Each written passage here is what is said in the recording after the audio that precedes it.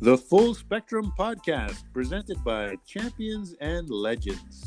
Champions and Legends produces hemp-derived CBD sports supplements for athletic preparation, performance, and recovery. This is the Full Spectrum Podcast with Big Data and Maverick, available wherever you get your podcasts. Big Data, welcome back. Another week went by. You know, I got to admit, I missed you. I missed you, Big Data. You know, I miss you. I miss everybody. Keep it safe out there, people. What do you know, with the way the world is going right now, in certain regions of the world, there's a little COVID lockdown going on, phase 2, if you will. What are you doing in your spare time to kind of, calm yourself down, outside of hanging with the family, because that's an automatic. What are you doing to kind of pass the time?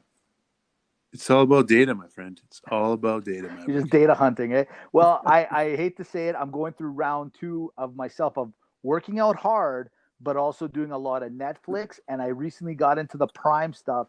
But going back to Netflix, huge on the Queens Gambit. Have you watched this show at all? No, I heard it's about chess. Yes. So here's the thing. Growing up, I wanted to always learn how to play chess. My parents are both immigrants, so I was never. They never taught it to me. They didn't know how to play, so I just didn't get into the whole thing. But this show makes it really exciting. It's like a six show series. It's actually really great. It's the following of this young lady doing all her thing. But it made me realize that everyone's into something, right? Like, I never realized how exciting chess can be. But, perusing the internet this week and trying to find some material for the pod, I came across this guy, Luke Aikens. This guy is taking a whole different level when it comes to, let's say, finding something to do. Luke Aikens, I don't know if you heard about him or not. What does he do in his free time? Oh, not much, except for jumping out of planes without a parachute. This guy last week completed a 25,000-foot jump out of a plane, no parachute, into a net. It took 1.5 years to logistically put this together. Props to you, Luke, but you're also crazy, my friend. And, going back to that bit about chess, first of all, I'm going to tell your parents about this. Yeah, well, go ahead. But second of all, you're really expanding your repertoire. 1950s setting, chess. I wasn't expecting this from you, Maverick. Well, let me tell you something. What a great time to live. They didn't have to worry about the COVID. They looked like they were freewheeling and dealing out there. They were having a great time back in the 50s, man. They were having a great time. But if you tell them there's a guy jumping out of a plane into a net, they might say, yeah, it's pretty good in your time, too. Dude, look, bottom line, Luke, I don't know who you are, sir, but Netflix is okay, man. It's not a big deal. Sit down, grab some popcorn, relax. Jumping out of planes with no parachutes, I don't know what to say to you. I don't know. Let's just say this, Luke. You're a one of a kind, sir. You're one of a kind.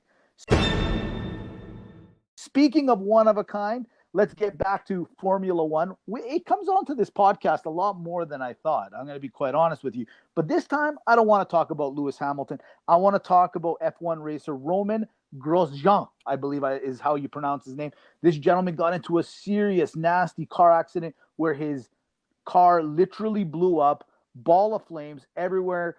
The authorities were getting there to try to put it out, and this guy just walked out of this fire. Did you see this, Big Data?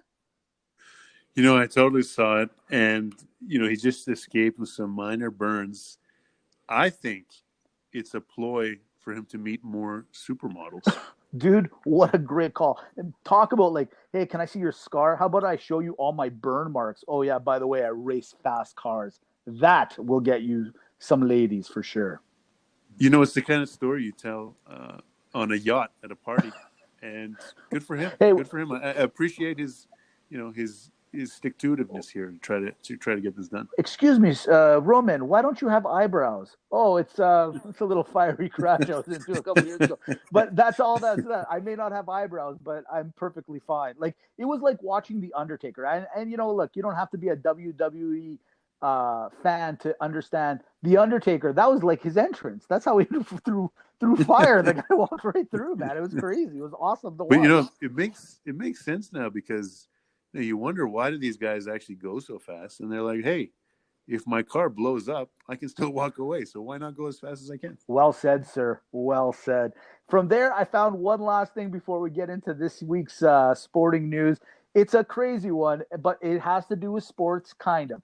A Kazakhstan bodybuilder this weekend married his silicone girlfriend. This is the crazy part, if that wasn't crazy enough.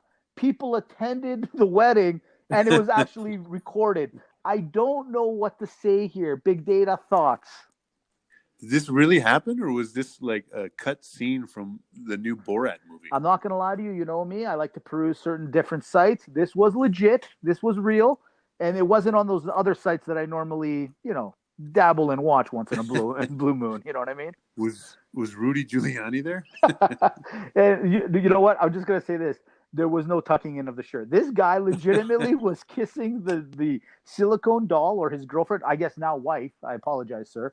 Look, man, maybe working out and this COVID thing has gotten a little too much. Get out, get some air, man, get some air. That's a long way to go to get a tax deduction. It's so true, man. It's so true. I don't know what to say. Let's get into it. People download for the certain reason. But right before we get into the big stuff, can I say a super thank you to a friend of a friend, a guy named Dino, I believe, with some great ideas helping out the podcast. I mean, this is great, man. Interaction. This is what we wanted. Yeah, the listener feedback is fantastic. And yeah, thanks for the input. I hope you all enjoy those sounds. I like it.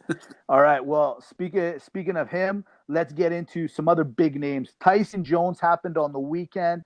If you haven't found out, here's spoiler alert. Tyson ends up winning in a decision against Jones. It was actually kind of entertaining. I caught some of the highlights, but from what you told me, you actually watched it. Tell me what you thought. Who was the big winner in this?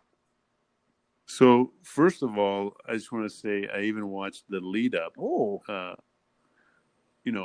Great music lineup. We had some Wiz Khalifa. We had some Snoop Dogg. Yes. And then we had a knockout from YouTuber Jake Paul, knocked out old NFL star Nate Robinson, which was shocking. So everyone was a little shocked before the Tyson-Jones fight even started. But I would say as soon as the fight started, it was just shocking at 54 years old how intimidating and scary and fast Tyson looked. It was unbelievable. It was like he was in a time machine. And poor Roy Jones Jr., he did not look that way. He looked almost the opposite of that. He was running for his life. And really, Tyson was taking it easy on him. He was not trying to kill him or bite his ear off or knock him out. He was just boxing kind of casually. But yeah, it was just right away, it was stunning how Tyson looked. And Roy Jones, Roy Jones was one of the best athletes in the world. And now he's just like a 50-year-old guy like the rest of us. Yeah, it's not the truth. Well, look, I saw the knockout of the Logan Paul one on Nate there. Yeah, it was pretty intense. I'm not going to lie. I mean, even if it was a celebrity boxing match or whatever, it was intense. But I mean, that's no different than going to your local bar on the weekend and watching two dudes. I don't have a lot of respect for those two guys. They're just trying to get the pub. They're trying to get their thing. This guy's even talking about he wants to fight Mayweather. Look, props to you because he's trying to get paid. I get that. But I'm not going to. Yeah, go ahead. You can tell Jake Paul is actually trained. He actually looks like he kind of knows what he's doing. Nate Robinson, they just they just grabbed him from, they're like, hey, you want to work out for a couple of weeks? Like the actual punch that knocked him out, it was kind of crazy. It was like a really high overhand right that knocked him out the last time. And that was like you could tell he was a trained move. He's actually not that bad. Well, fair enough. But that is also his second fight. That's the second time he's been in a fight. He's done a few of these, is what I'm getting at. So, hey, man, listen, the guy can move around the ring. Respect. He did what he did. He got paid. He's calling out Mayweather. If Mayweather takes the bait or whatever, and these guys end up making another kind of McGregor-Mayweather big hoopla payday, hey, who am I to say anything? But talking about Tyson and Jones, The highlights I did see, it did look like Jones was a little out of his caliber. He didn't look right. He looked off. He looked older for sure. Tyson did look good. After watching what you saw, do you think Tyson's going to get that juice back? Do you think he's going to want to get back into the ring for real? I think in the end, he's trying to launch this Legends boxing kind of franchise. So I think that's why he did it. Maybe he'll do it again. He should. He looked great. And by the way, it ended a draw. It was by no means anywhere near a draw. They must have predetermined that it was going to be a draw from the beginning because, Roy was running for his life the entire fight. And you could have like a 5-year-old could have told you that Mike had won the fight. Yeah, I mean, I'm not. He'll fight again just because he's trying. It seems like he's trying to launch this franchise. And by the way, he's apparently has a marijuana dispensing empire now as well. So Mike's back financially. Oh yeah, he wants to get this franchise going. And we might see him fight again. Absolutely. You know what? I've already heard rumblings of Evander and him getting at it again. And that one, I would pay to watch one more time. It's kind of like, dare I say, what is it? It's like the Stallone De Niro movie from a couple of years ago where Kevin Hart was in it as well. This thing's actually coming to fruition. This is crazy. But from what I understand, and I have to admit, because I saw some of the highlights, Snoop was, in my opinion, the MVP of this whole thing. He was the best. Snoop was the star of the show. He did a great performance before the fight. He commentated during the fight. He was really good. He was the most entertaining guy, speaking the whole time. So, way to go, Snoop. It was his night basically. Absolutely. You know who I'm putting a name out there for everyone because I've seen him throw his fists around. This guy's good. A lot of people don't give him enough credit. Little Jay Glazer. Just throwing that out there. I dare anyone to take on Jay Glazer. Just throwing that out there. From there, his shoulders healed to take him on. He's ready to rock. You're right. From there, let's talk a little NCAA. I mean, if you love football and you love turkey and you love betting, last week you were full, fat, and you became poor all in one day or in a couple of days. It didn't matter. The top rankings, playoff rankings in the NCAA didn't really change. It's Alabama number 1, Notre Dame number 2, Clemson at number 3, and Ohio State still at number 4. Who's looking in? Who are those creeper teams? It's Texas A&M at 6-1, Florida at 7-1. But I want to give out a famous call to the Buffalo running back Jared Peterson for doing something that you're never really going to see too often: 8 touchdowns and 409 yards rushing last week on Thanksgiving weekend. He was just, every time he turned around, he was scoring. I was watching some games, and just they kept coming in with the highlights, and they're like, Buffalo guy scored again. Buffalo guy scored again. I was like, well, this guy's amazing. And he was scoring from everywhere. Close up, 40 yards out, you name it. So very impressive. So if he's famous, who's infamous? Who's not famous? Who's infamous? It's the quarterback, Rex Culpepper out of Syracuse. Big Data. Tell the people what this poor guy did, man.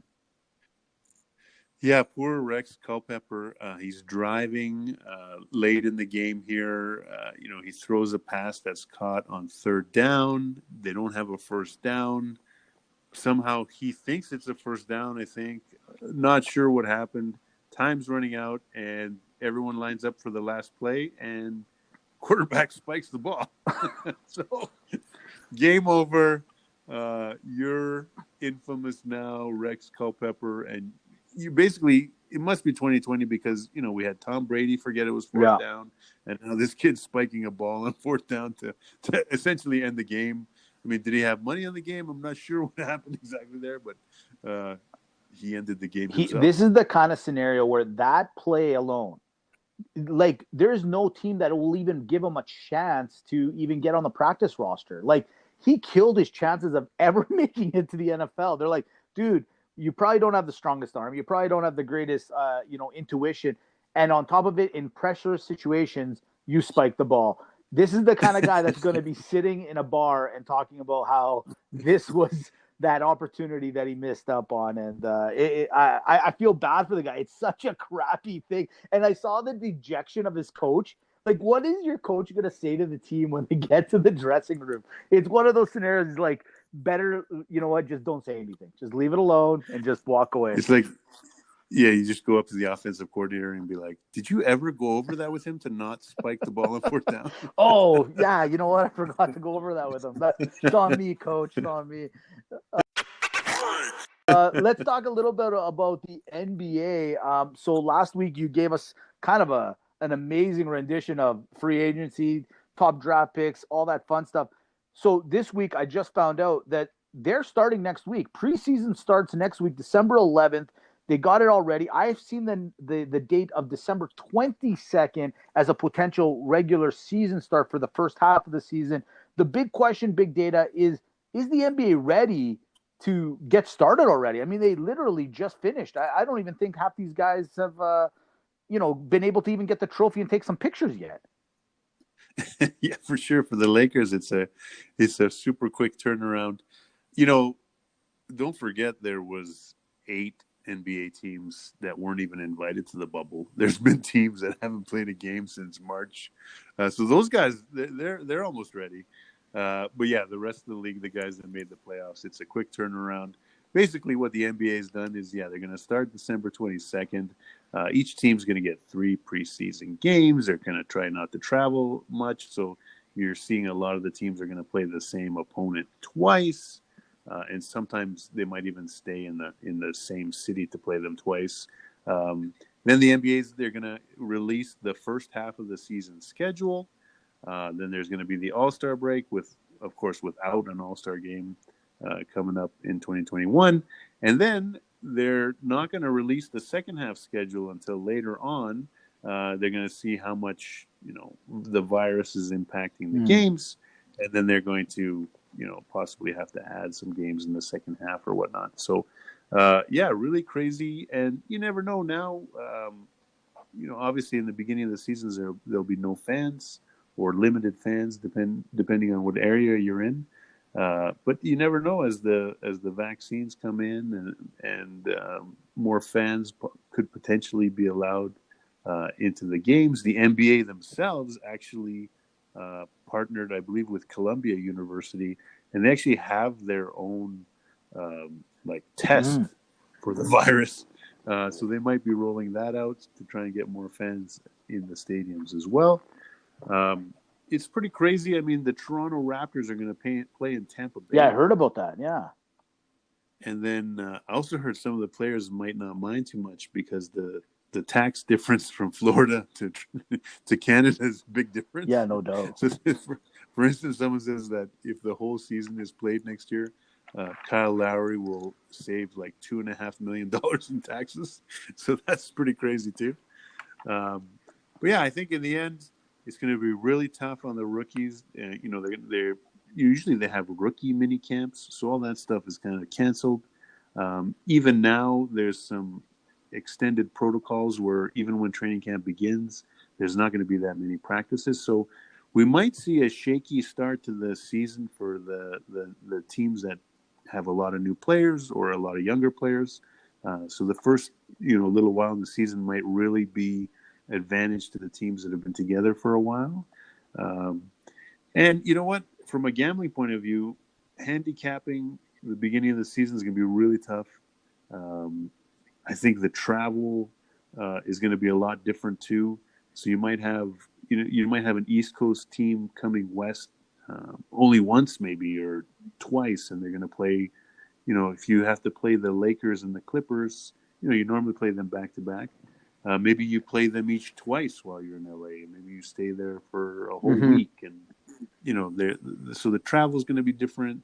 And, how does that impact Vegas putting the odds out for you play the Lakers 2 times in a row in LA, so a lot of those things are going to be really strange this year. It's going to be really, really interesting, and we'll have a big NBA preview coming up here right before Christmas. Well, you know what? That's a great way to put it, and there's a lot that you said in there that people can take to the bank, because you're absolutely right between betting and all that. But I do think the NBA will try to do that. They're going to kind of try to keep teams in that West Coast, East Coast area as long as they can, make it where these guys play like baseball, 2-3 game series. I know it sounds weird, especially in those sort of in that league, but you know what? It might just be the new norm going forward.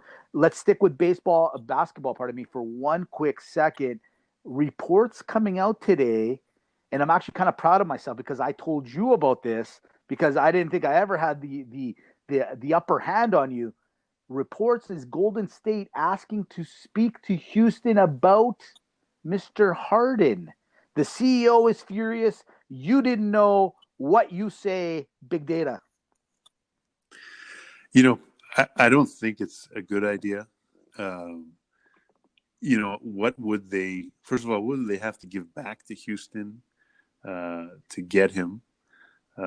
If they did get him, and presumably they were really good for the next few years, all the draft picks you'd have to give, it would have to be way in the future. So, I don't know how much it makes sense the way Harden plays.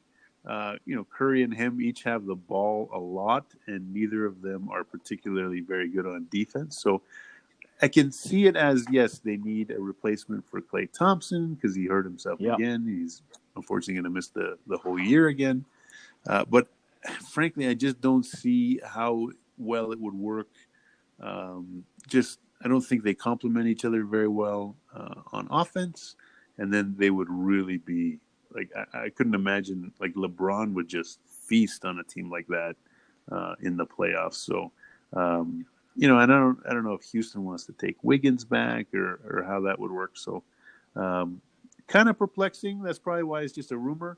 I can't see, what the benefit would be, other than, everyone would want to watch them. Well, big data. I'm rooting for this to happen outside of the drama, like I said a couple of weeks ago, where I wanted Harden to end up in Brooklyn. That doesn't seem like it's going to happen. I also want to see the first team to score 200 points, and I think this combination of Harden and Steph would be that combination that we can finally see 200 points scored in a basketball game. So I'm down with it. I like it, and I hate to say this, but Harden for Klay. I know it's kind of silly.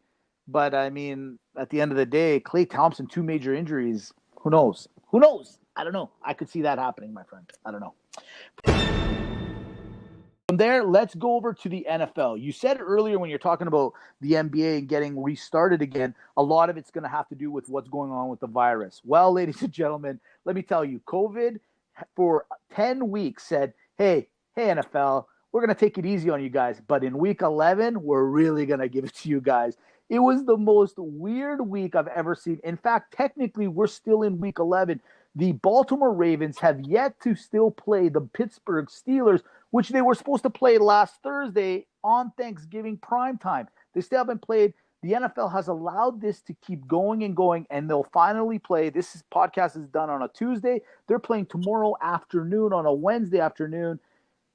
The Denver Broncos lost all their quarterbacks. They didn't have one quarterback to play this weekend. The NFL said, too bad for you guys. You guys don't like wearing masks? This is your punishment. No quarterbacks. Go play the New Orleans Saints. Hey, you, San Francisco. We don't care if you guys in your county don't want to let COVID and contact sports together. Go find a new place to play. Now the 49ers have to play out of Arizona for the rest of the year.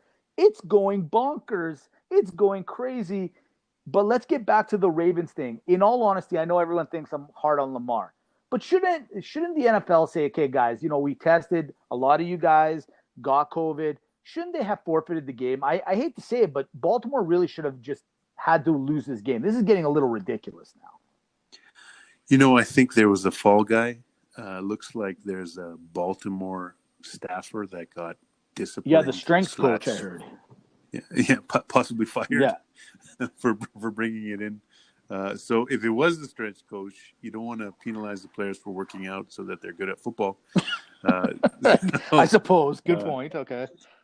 In the end, we've seen other leagues, mostly in the collegiate level, cancel or postpone games. The NFL has said, no, not on our watch are you canceling or postponing a game. You play with ushers. You play with the popcorn makers. You play with whoever you have.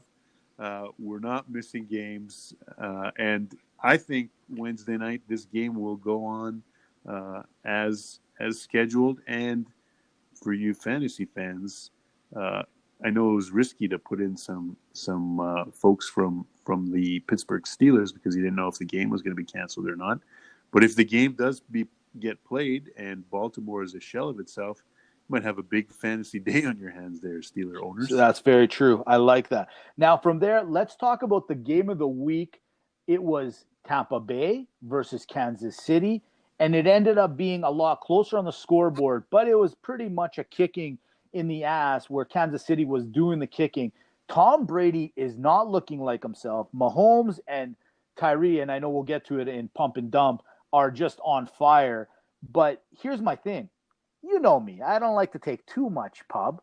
But I think a couple of weeks ago I said, I don't think Bruce Arians really likes Tom Brady. And man, can I read a room. That guy hates him. I mean, listen, Tom has never been a down the field throw guy. Like, yeah, okay, you had Randy Moss and you'd air it out here and there. But every time I looked up to watch that Tampa Bay game, they were just airing the ball. Like, I know he's got a lot of weapons, but this is getting a little ridiculous.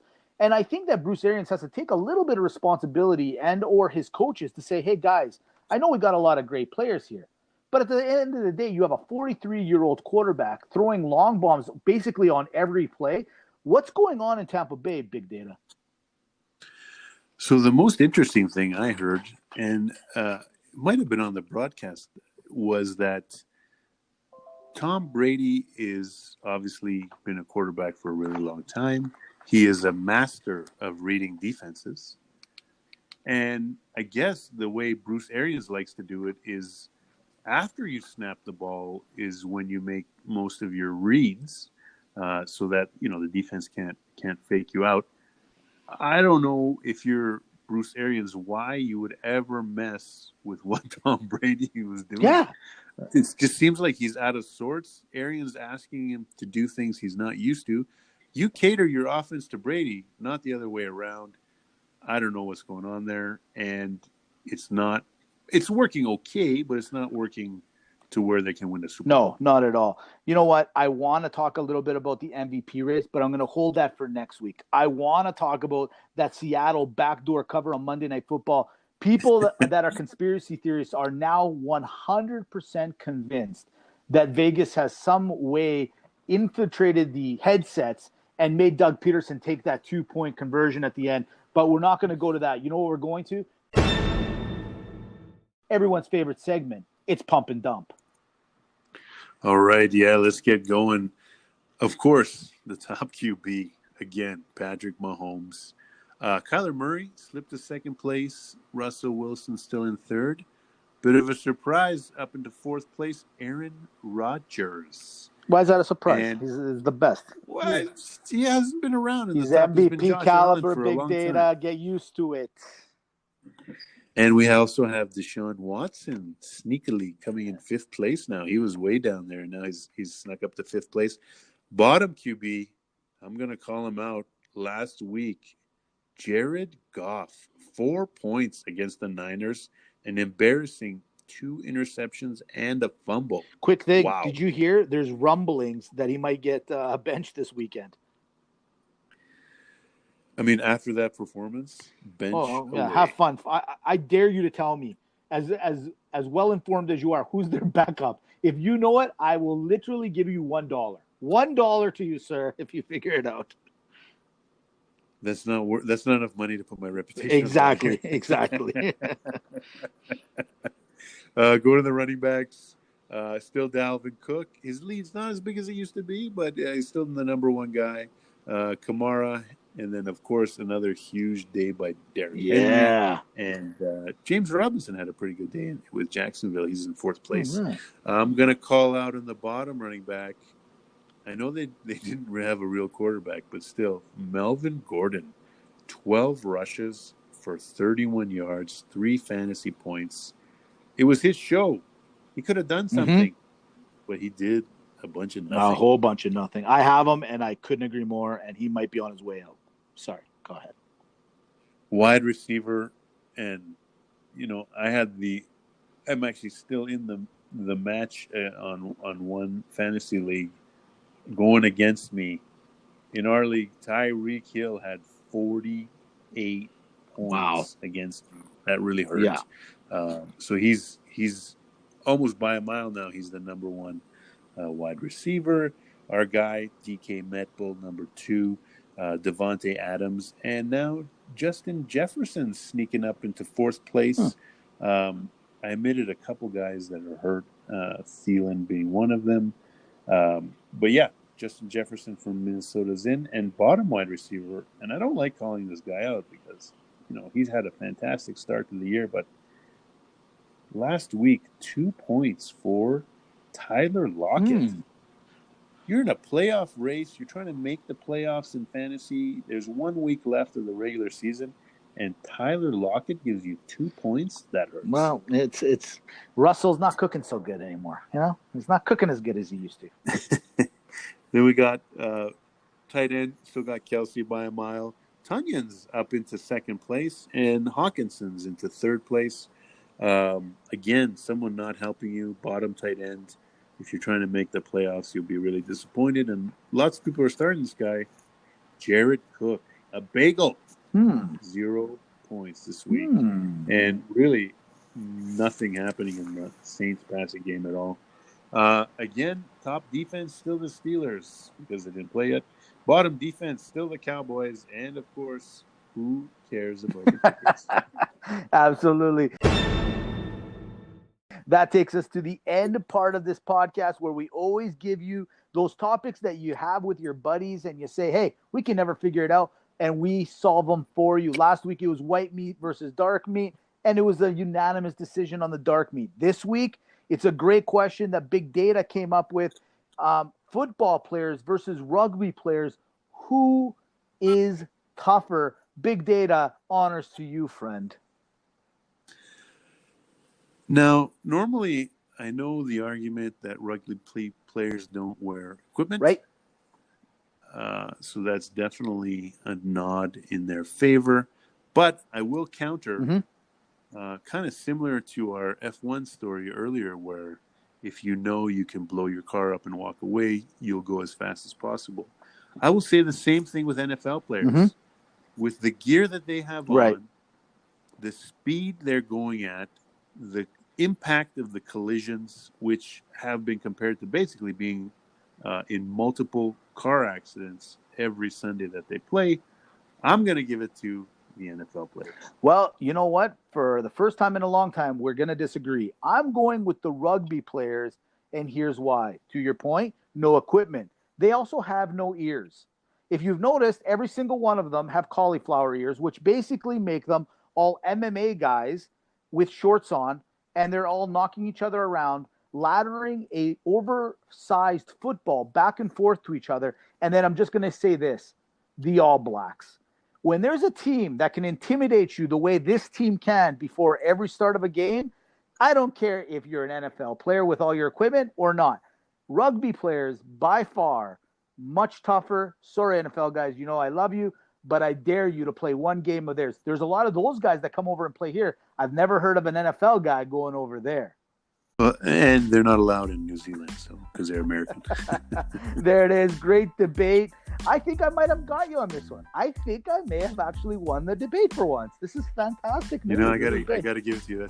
It's a tough one. It's a tough one. I think you're gonna get the nod here. All right, I like it. There it is, everybody. I hope you enjoyed the podcast, The Full Spectrum.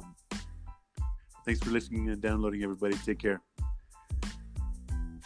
The Full Spectrum Podcast, presented by Champions and Legends. Champions and Legends produces hemp-derived CBD sports supplements for athletic preparation, performance, and recovery.